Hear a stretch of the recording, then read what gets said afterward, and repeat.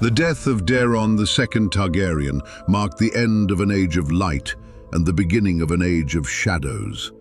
From the ashes of plague and rebellion rose his son, Aerys the First, a quiet man more suited to the citadel than the Iron Throne. Where Daeron had sought unity through diplomacy, Aerys sought only understanding. He was a king who ruled through ink and parchment, a dreamer with no dream beyond his books.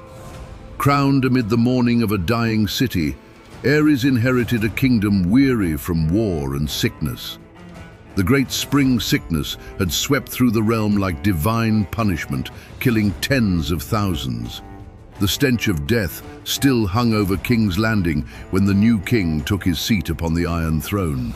He said little, his mind elsewhere.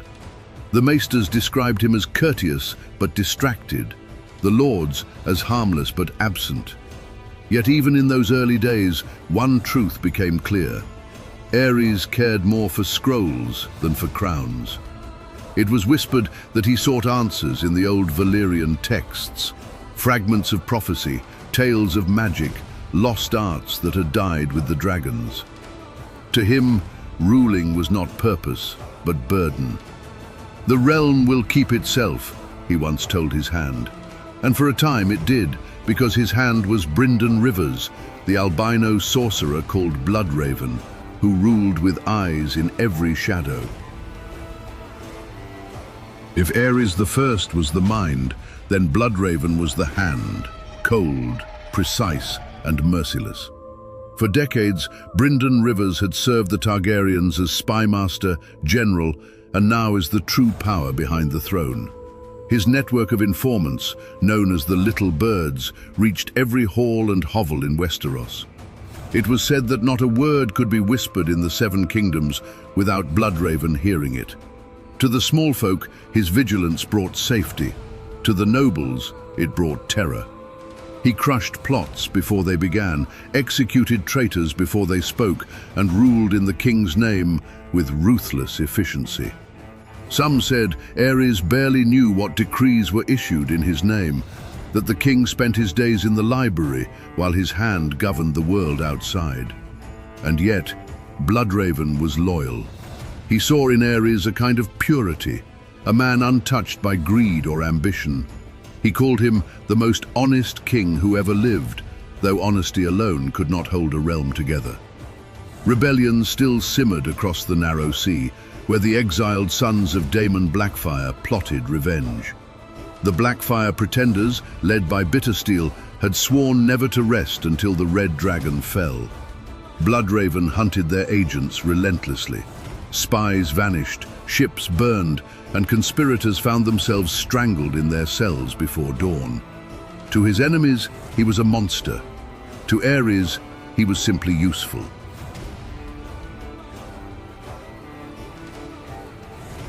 The peace that Daeron the Good had forged did not long survive him.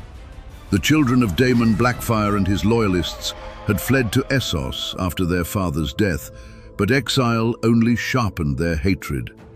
From the free cities, they built an army, the Golden Company, forged by bitter steel, bound by blood and vengeance.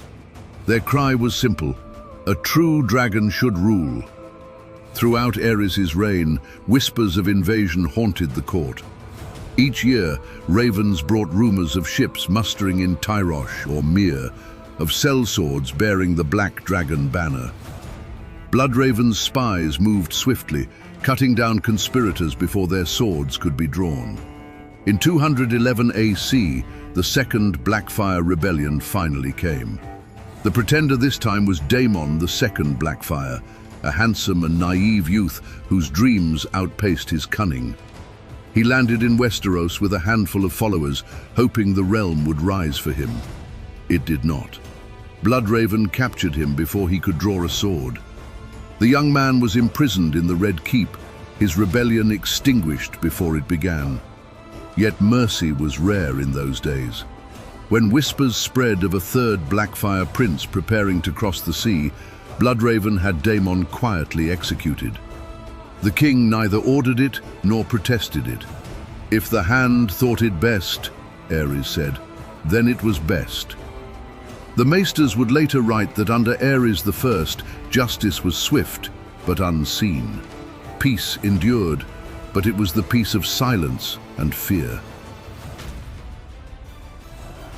Though the worst of the plague had passed before Ares' reign began, its echoes lingered.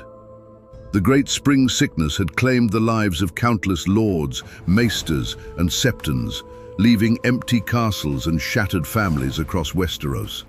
In King's Landing, so many corpses had filled the streets that the pyres burned for weeks. Even years later, the city reeked of ash and death. The loss of so many left the realm weakened.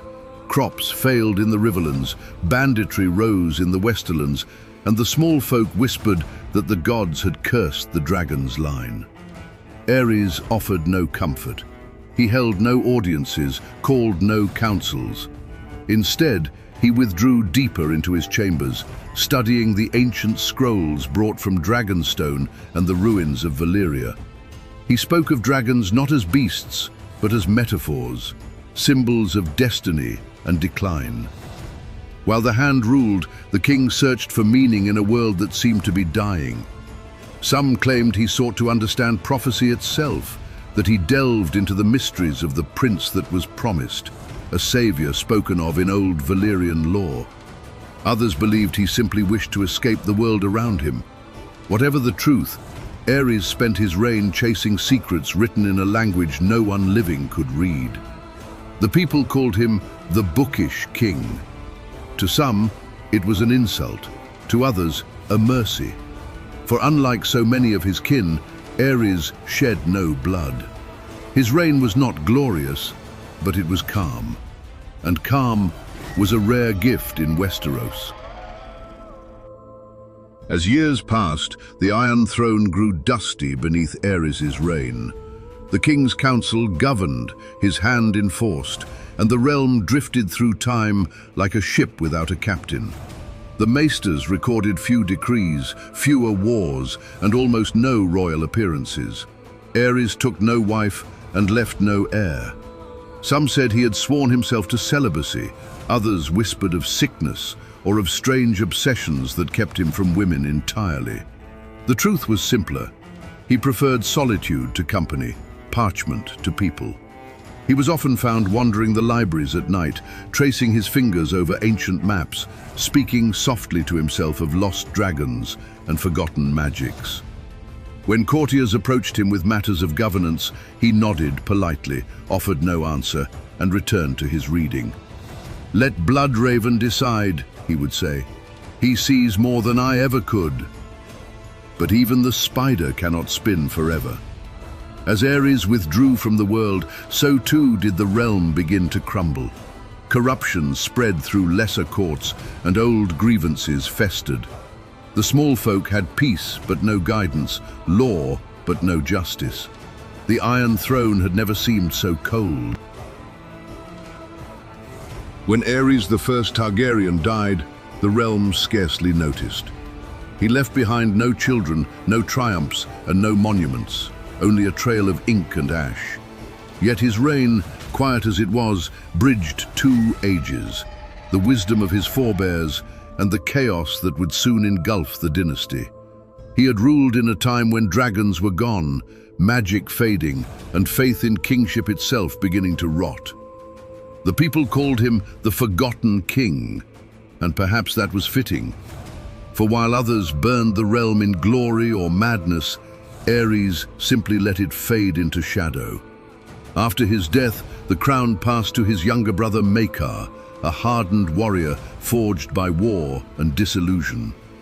Under his hand, the dragon would roar again, but this time it would breathe fire not upon its enemies, but upon itself.